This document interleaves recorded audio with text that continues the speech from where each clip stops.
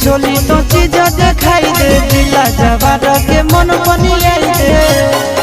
अगे नाचन जइसन नाच करी ना पसीना से दहिया गीला करे नाचन जइसन नाच करे ना पसीना से दहिया गीला करे तने सजीन सा ढीला करे सके जरे पर रसलीला करे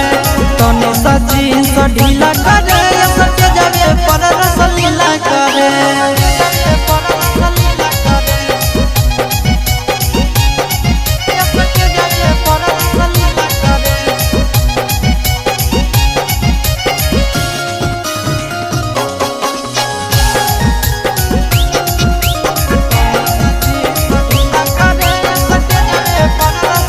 कमर पकड़िया नियन लंबा काई दे जमी के छोड़न के पागल बनाई